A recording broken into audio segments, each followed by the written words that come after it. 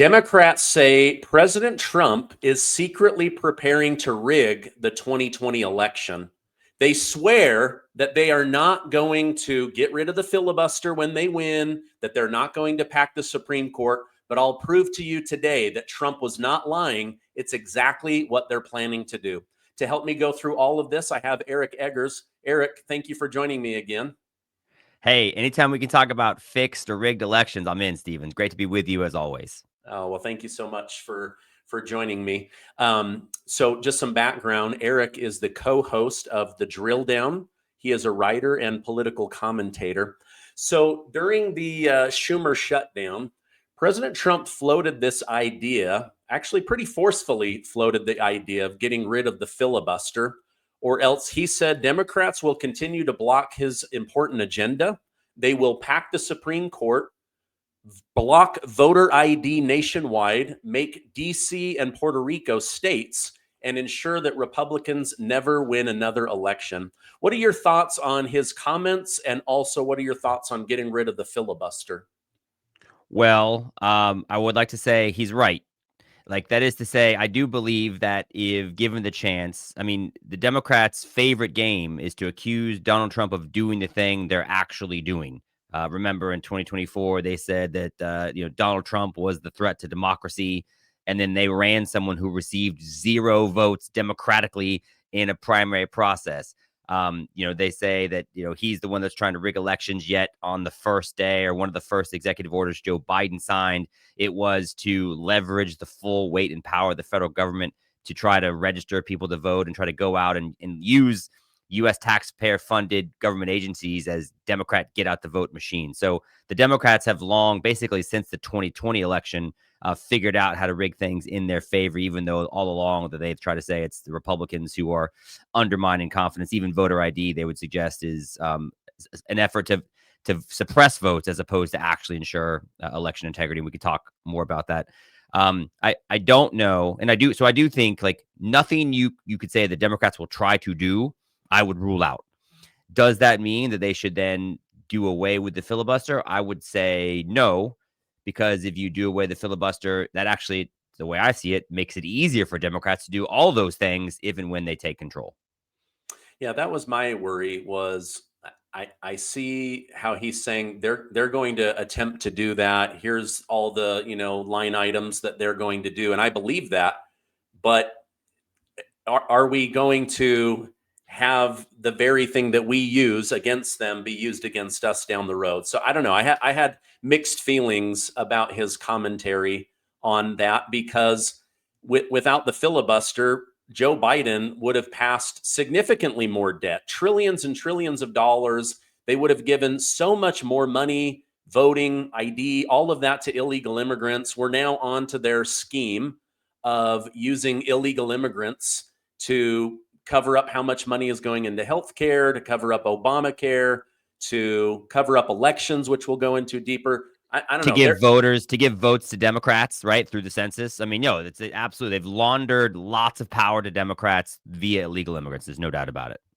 So basically, they're just mad that they've been caught, but they don't want to admit it. So, but now you've got many Democrats are bad-mouthing the Supreme Court on a regular basis. In fact, Hakeem Jeffries was with Wolf Blitzer talking about how awful the Supreme Court is. Let me play that, and then we'll talk about it.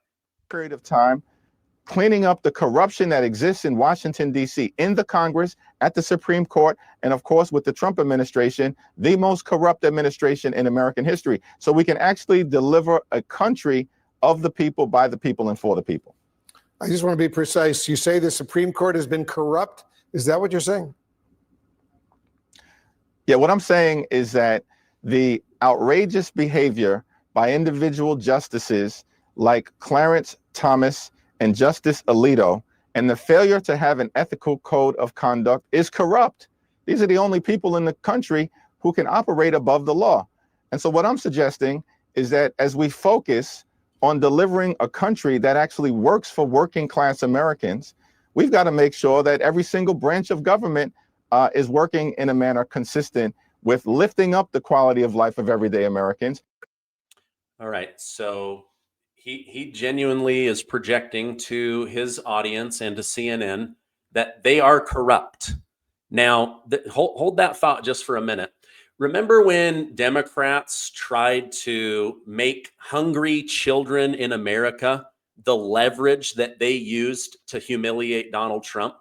And remember when he said, it would be my great honor to find money and to feed American people. I just need legal clarification. And then they went to the Supreme Court, and it was Ketanji Brown Jackson, a Democrat, who said, absolutely not. Trump cannot be forced to pay SNAP with money that does not exist. Okay, with that background, your thoughts on Hakeem Jeffries saying the Supreme Court is totally corrupt? Yeah, Stephen, we could do the rest of the show on this clip, honestly. I mean, can we just take a moment and pour one out for Wolf Blitzer, okay?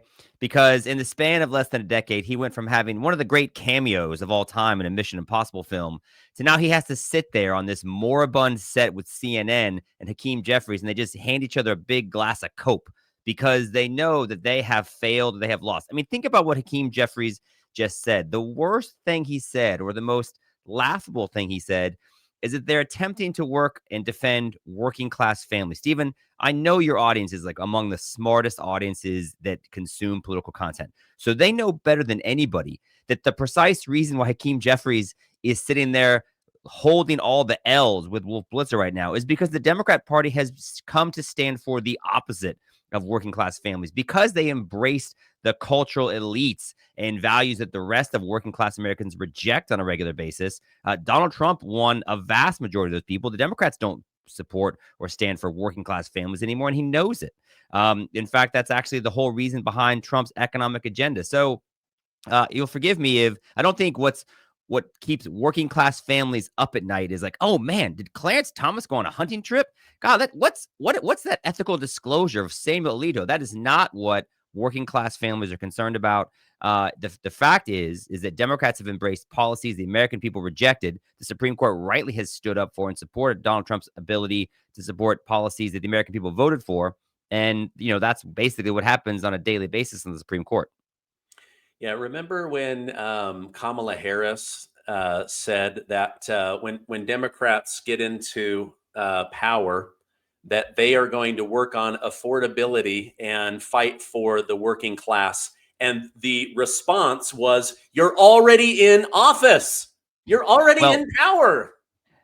We actually did this not too long ago on a podcast that I do. I started a new podcast with Susan Crabtree. It's called On Background. She's a great reporter. She does a great job. But we talked about Gavin Newsom going on this All the Smoke podcast, and it reminded me of when Kamala Harris was on there. And they go, what is your plan, vice president, sitting vice president, candidate for president, to make America more affordable? Well, I grew up, in middle class housing. Like they had many chances to try to do things, and they failed. And I think that the greatest analogy, I know that there are people who still think the economic prices, the economic index is still quite high, but it's like if stuff was at a 5, it used to be a 3, then it went up to a 5 under Biden, and now it's down to a 4. I think things are getting cheaper under the Trump administration, but that doesn't mean they are as low as they should be. And that's something that the Trump administration continues to address. Yeah, President Trump said now that he's done dealing with all these foreign issues, his number one focus is affordability. So, and a lot of things have come down, eggs, bread, gas. I mean, even my teenage son, who's now learning the value of $1 because he has to put it in his gas tank, said to me, did you see that gas has come down by 20 or 30 cents? I said, yes, I did. So anyway, I think there's a lot more that can be done and will be done. But let me throw this over to what is going to actually happen when they get back in office.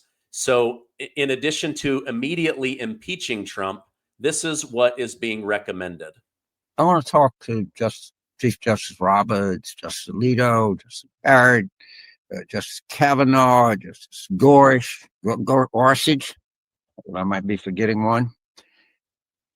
I'm going to tell you what's going to happen. A Democrat is going to be elected in 2028. You know that. I know that. It's going to be a Democratic House. It's going to be a Democratic Senate. The Democratic president is going to announce a special transition advisory committee on the reform of the Supreme Court, that we could have our third branch of government has lost the faith and trust of the American people, and his president are going to do everything alone. He's going to appoint a blue ribbon, maybe Judge Ludick and the dean of the, just the usual suspects, all right? And they're going to recommend that the number of Supreme Court justices go from 9 to 13. That's going to happen, people. That's going to happen to you. They're going to win. They're going to do some blue ribbon panel of distinguished jurists, and they are going to recommend 13, and a Democratic Senate and House is going to pass it, and the Democratic president is going to sign it, because they have to do an intervention so we can have a Supreme Court that the American people trust again. So just keep that in the back of your mind. And I would bet a lot of money that that's what's going to happen. All right. Well, there you have it. I kind of get tired of saying this, Eric, but Trump was right again. Like maybe that should be a hat. Trump was right again. He's just telling you right here, we're going to win. We're going to make sure that our audience believes the Supreme Court is corrupt, and therefore we need to bring on 4 new justices in order to give ourselves a majority so that we can do whatever we want.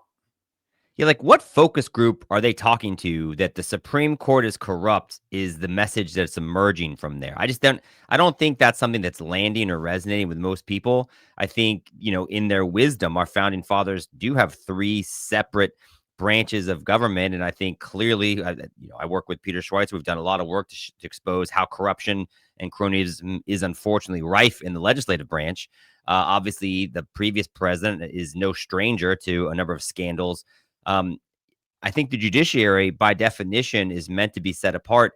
And actually, back to kind of how we started, a reason why I don't think I support the elimination of the filibuster is the whole point of trying to keep this country going, this grand experiment. The reason why I think it's successful is because of the separation of powers. No one person, no one group can do too much, and that's why I think you see naturally the transfer of political power from, in the House. George W. Bush is winning, then the Democrats take over, and then Barack Obama's in, and the House kind of comes in. And so, the Republicans take over there. So I do think that we don't like it when too much power is concentrated in any one entity for too long. And I think, honestly, if I was Republicans, I would play that James Carville clip and find other clips from other people to suggest that they do want to pack the Supreme Court, and they do want to try to, what Gavin Newsom just did in California shows that even though they had a constitutional amendment preventing them from doing exactly what they did, but if the goal is to beat Trump, then none of the other laws matter. And unfortunately, you've seen them do that time and time again. It's how they rationalized changing the way we cast ballots in 2020. It's how they rationalized using the intelligence agencies to suppress incredible information from the American people. That's how they rationalized lying about the Russia dossier stuff in 2016. So they're going to keep doing that. I think it's just up to the Trump administration, J.D. Vance, and everybody else to be like, look, this is who they are. When someone tells you who they are the first time, believe them. They might say that Trump is the threat to democracy, yet they're the ones who, again, were willing to remove a man from office and put somebody in place who had no votes only because they think it gave them the best chance to beat Trump. So I think they've shown who they are, and Americans now have seen it, and they've rejected it enough. That should be a campaign commercial next year. Yeah, I completely agree. Politics is so weird. Like, for example, 90% of Washington, D.C. voted against Donald Trump, but 90% said that crime was out of control. But then he brings in the National Guard, and now they're really happy, and Washington, D.C. feels really safe. On the other coast, in California, over 90% of California people polled said that an independent commission should decide the seats, not the governor of the state. And then 90% of Democrats voted to give Gavin Newsom the power to make more Democrat House seats. It's bizarre to me. Very bizarre. No, yeah, absolutely. And think about this, Stephen, too, right? So if the United States is dealing with an affordability crisis, and you hear a lot of talk about how Donald Trump is now focused on that, and you just referenced it, no state knows affordability crisis more than California. California is the most expensive state in the country by a number of metrics. It's, they run out of U-Hauls. People are trying to get out of California so quickly. However, what Gavin Newsom has just done is elevate himself, pole vault himself to the front of the pack of presidential hopefuls in 2028. And he no longer has to even really be tethered to the fact that he runs a failed state in California, because he's like, look, we delivered the biggest, most consequential political win against Donald Trump. That will be what leads his resume. It is an act of, I think, some political daring and genius in a way. I know that's not a word you often use to describe Gavin Newsom, but it's very clever what he did, and it was very successful. And I do think that's one of the reasons why he'll be, in my opinion, the nominee for president in 2028. Yeah, that's a great point. Hopefully the American people can see him for who he really is, but that will be something that he will brag about. Although when you go around democracy to give yourself power to do whatever you want, that kind of sounds like a king. Didn't 7 million people come out to say no kings in America? I don't know. I'm just a guy on the internet. Crazy to me. 7 million is a number. I'm not sure it's the number, but it is a number. And we've done some research here in terms of like the networks that are helping to fund and kind of astroturf that thing. And by the way, that's another thing that the Trump administration, I think, can score some real political points on, is if they do use an aggressive Department of Justice to, I'm not saying they file charges against George Soros from a RICO statute, but you can use the investigatory powers, possibly bring some indictments, and just kind of see, let's get a peek under the hood, and let's just find out exactly where that money's gone. We here at the Government Accountability Institute, we've given some information to the Trump administration to the Department of Justice, just hey, here's what the publicly available information shows. You guys figured out, but I don't know that they're going to drop that. So I think that they are taking that seriously. Today is Veterans Day. I'm grateful for all the men and women that serve the country. I love that, at least once a year, we take time to remember that we get to sleep safe at night because somebody's awake, either at Space Force or the Air Force or the Marines or the Army. The Navy is out watching the waters. I'm just grateful for the men and women that serve.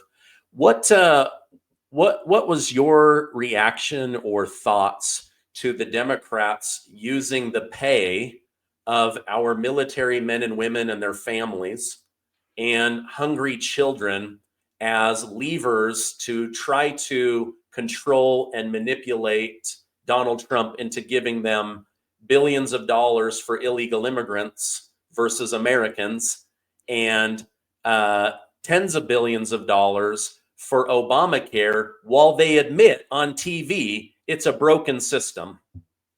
No, how you said it is exactly correct, and I hope that more and more people understand. And I wish you have all the views in the world, because what you just said is exactly what's true. And there was a number of options, by the way, that could have just funded in a clean continuing resolution. They even offered to just fund cleanly, just fund SNAP benefits. But the Democrats refused. Ultimately, they sort of had to cave. But yeah, they said, look, we're willing to let members of the armed services and hungry families not get paid, because we believe that strongly in helping expand these Obamacare subsidies, including people who are in this country illegally. And that's just how it is. The Trump administration, for their credit, tried to, I think, initially say, look, we have some money that we're going to try to move around to try to make sure as much of the essential stuff gets funded as possible. I think that's one reason why ultimately, it's a good thing this thing came to a close. But what you're speaking to, I think, more broadly, Stephen, is the Democrats' problem with not just the military, but with patriotism. Think about the people, who are the people who get elevated as Democrats who are veterans. I mean, the two names that come to my mind are John Kerry, who, of course, leaves service and then prominently protests the Vietnam War, and Tim Walz, who it turns out kind of lied about what exactly he was doing, and had this weird affinity, not for the United States military, but for the Chinese government. And then, the problem is, because of that, and the American people are really smart. So when somebody like Kamala Harris says, I love my country, I just don't think people buy it. I don't think people do buy the embrace of the American flag and the patriotism the way that other people. It seems just more authentic, and I until they fix that, and until the Democrats find someone who comes off in an authentic way. I mean, even the closest thing the Democrats have to like a G.I. Joe figure is Pete Buttigieg, but that's only since he grew a beard. So it's weird. But I do think this latest example is they're willing to use military pay as an excuse to get illegal immigrants paid via Obamacare. It's really gross. Yeah, it really is. Microplastics are everywhere in the air we breathe, the water we drink, the food we eat. It's awful. Their effects are multiplying, wreaking havoc throughout our body. It impairs our heart, our lungs, even our bones. Our bones are the framework of our body, fueling movement, balance, overall fitness. Scientists have also found that the accumulation of microplastics has severe consequences on the amount of muscle mass we retain. Even if you eat clean or avoid packaged foods, exposure to these detrimental particles is unavoidable. They infiltrate our system, cut the gut lining, or disrupt our ability to maintain daily health and strength. A healthy gut is your first line of defense to fight back. Recent human studies have found that there are strains of probiotics found only in kimchi that absorb and excrete microplastics. These probiotics are the armor for our gut to destroy and flush out the harmful toxins. Now, defend your body. Restore your gut natural balance with the power of Kimchi One. All the benefits of kimchi in a convenient capsule form. In a world full of plastics, give your gut the protection it deserves. Today, you can get an exclusive offer by clicking the link below or use code Gardner for 25% off. For an even better deal, call my friends at Brightcore for up to 50% off your order and free shipping. Call them at 888-908-4425. Again, 25% off if you click the QR code or the link below, or call them. 50% off plus free shipping. Do it today. Okay, Congresswoman Jasmine Crockett, one of the smarter Democrats, she said, by education, by formal education, anyway. Yeah, but not by IQ. So she says that President Trump is secretly planning to rig the 2026 election. Now, before I show you her saying this with her own mouth, let's just go back to this tweet. Best line I've seen, Fox News paid $787.5 million to an $80 million company. What's sad is that Fox News viewers still believe that the election was rigged by the Dominion voting machines. So she's gone on record mocking people for believing that the election was somehow rigged and had anything to do with the Dominion election machines. Now, watch this with me. We do know that one of his friends has purchased Dominion. So it's going to be really important for us to educate all states that we can to make sure that their Secretary of States are like, we don't want the Dominion machines, because I personally believe that ally purchased Dominion so that he could potentially play with the machines, because we know that they're trying to cheat by changing the lines for the midterms. And I think that they're trying to solidify their cheat potentially with the voting machines. All right. So this is Jasmine Crockett telling Hillary Clinton's top lawyer that nearly destroyed the country and lied, Mark Elias, that Trump is going to use Dominion to rig the election in 2026. What is going on? Can you just decide whether you are mocking the Republicans for believing this, or are you actually believing it yourself? I live in the twilight zone. Steven, I can't believe it. Like, I'm literally speechless with that clip. You're on a small screen, so I didn't really see that was Mark Elias. That's Jasmine Crockett talking to Mark Elias, who, by the way, I hate to be like the prop guy, but this is my book, okay? This is the book that came out in 2018 called Fraud: How the Left Plans to Steal the Next Election.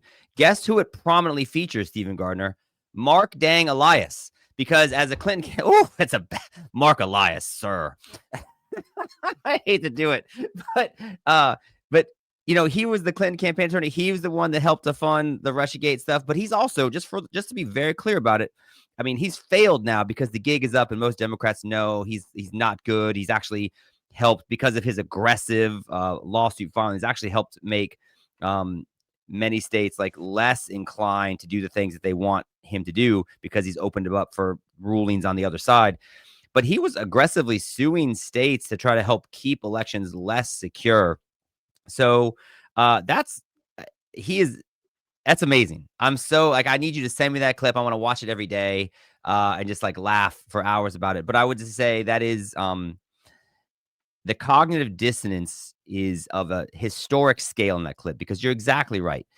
Either what people were concerned about what happened in 2020 with the Dominion machines is irrational because it's impossible for anyone to do what people think might have happened, or what Jasmine Crockett just says is it clearly is possible, and that's why people should rightly be concerned to keep Dominion machines out of those things. Now, as someone who, again, has been speaking about election integrity since 2018, and I want to point out as a point of pride, has not been arrested, has not been sued. I mean, the risks for this are real. Remember, the state of Georgia, the city of Atlanta lost the Major League Baseball All-Star game because they passed an election reform bill in the wake of what happened in 2020, because they said, listen, we're not saying anything bad happened, but we're just saying we don't want anything bad to happen again.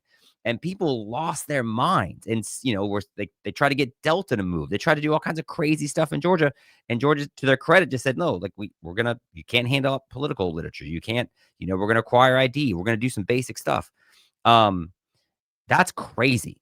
And if other people who have used the D word aggressively have had to pay very real fines, it's interesting to me that Jasmine Crockett is so casual about it.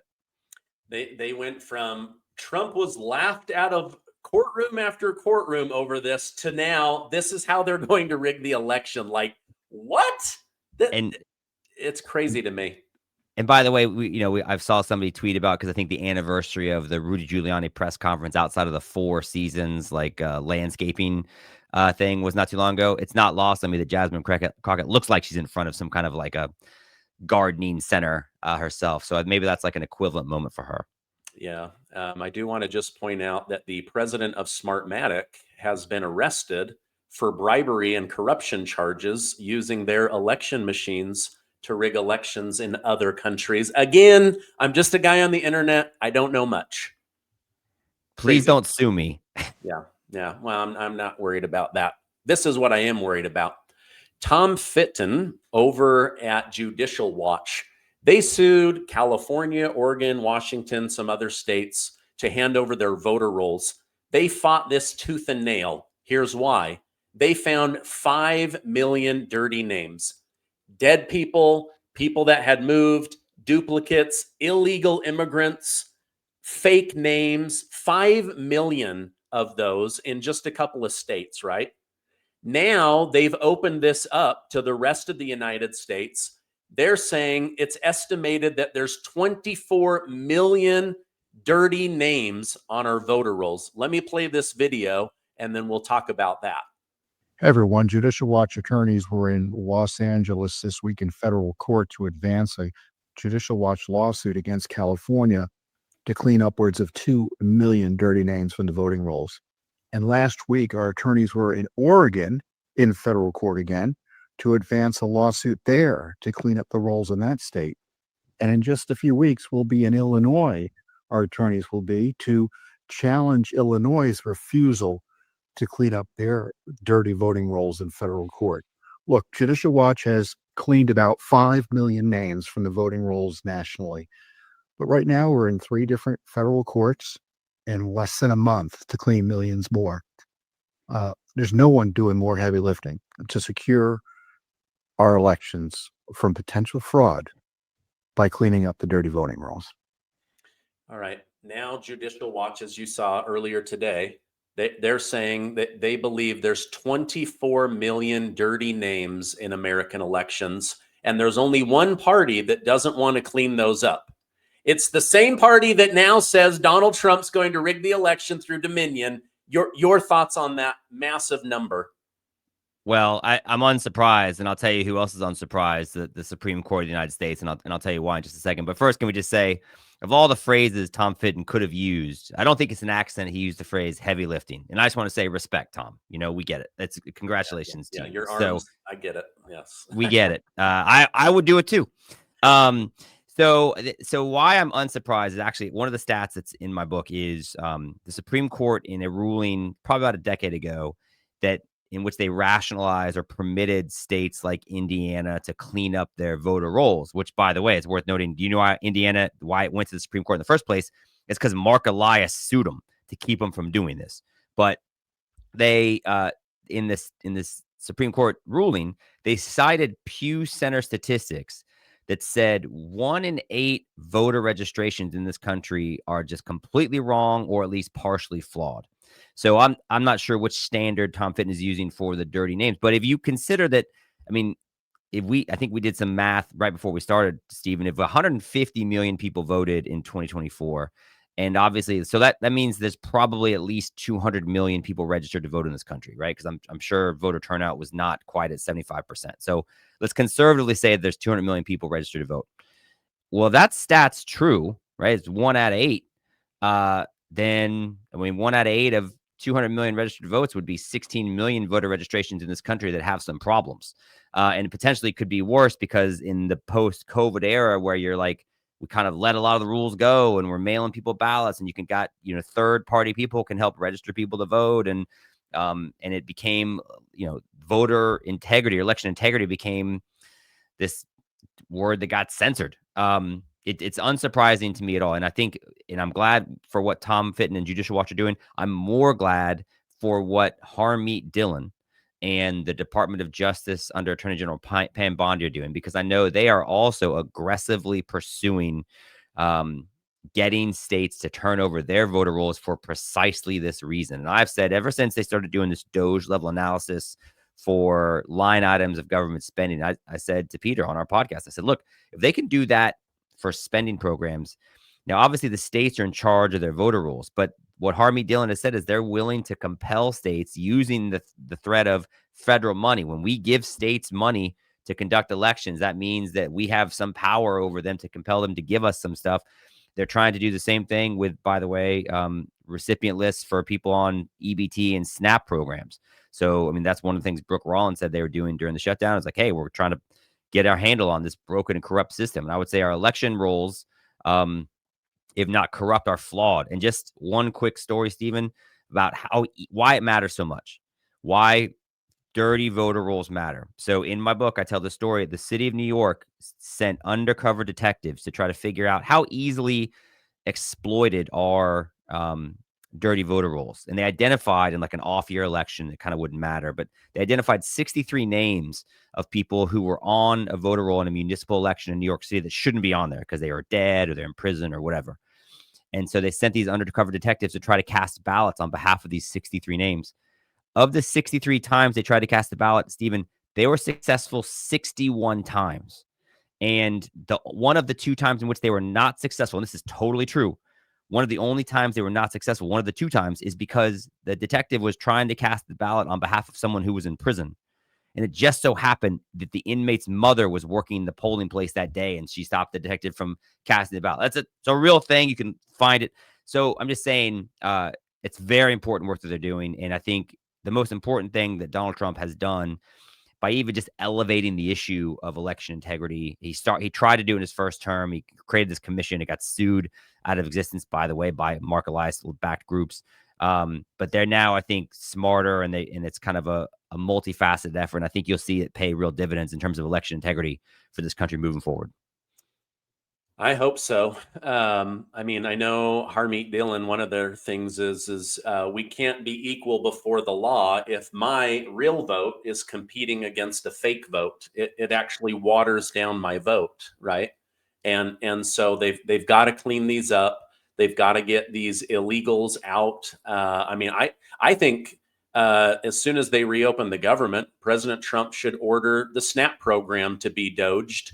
And they should go in, because I'm telling you, you dry up the money on a lot of these illegals and they will self-deport rapidito. First off, I was unprepared for this multilingual experience, Stephen Gardner. Second off, let me just say that on one of the last episodes of the podcast we actually spoke to somebody who's with a group called the United Council on Welfare Fraud Investigations, and citing some inside sources from the Department of Agriculture, they're saying they've identified 700,000 names on the SNAP program already that they think are flawed. And that's after only getting, I think, like 29 states worth of data. Wow. They found one dude is registered for SNAP benefits in 6 different states. They're finding cards that are carrying balances of up to $60,000. Because the benefits just keep rolling on there. So no, you're absolutely right. And I will just tell you, and this is something we spend a lot of time on in my office, they're on it. And they absolutely are looking at this. And I think you're going to hear, that Brooke Rollins and her staff are taking it very seriously. And I think you're going to continue to be shocked by some of the revelations that come out of that investigation. Okay. Well, that's amazing. Well, the Democrats never cease to amaze me. I think President Trump's doing a good job. I really hope they will focus on affordability and continue to just work towards the campaign promises of making America great, safe, affordable, all of that. I'm excited to see where it goes. If people want to follow you online or catch your show, where can I point them, Eric? Yeah, thank you, Stephen. So I actually do 2 podcasts now. The podcast I do with Peter Schweizer is called The Drill Down. You can check it out at thedrilldown.com. We recently started a second podcast with Susan Crabtree, this award-winning investigative reporter from Real Clear Politics. We have we tweet that out. So it's called On Background with Susan Crabtree. You can find that on any of your social media or any of your podcast feeds. And I don't do a ton on social media, but you can find me on Twitter if you are entrepreneurial enough. Okay, great. Thank you so much for coming on. I hope you have a great rest of your day. Stephen, you're the best. Always a great time to talk to you and spend time with your audience. Have a great day. And happy Veterans Day. And thank you so much for everybody that served this country. I very much appreciate it, and I hope that you feel as rewarded for your experience and appreciated as you should be. Thank you so much.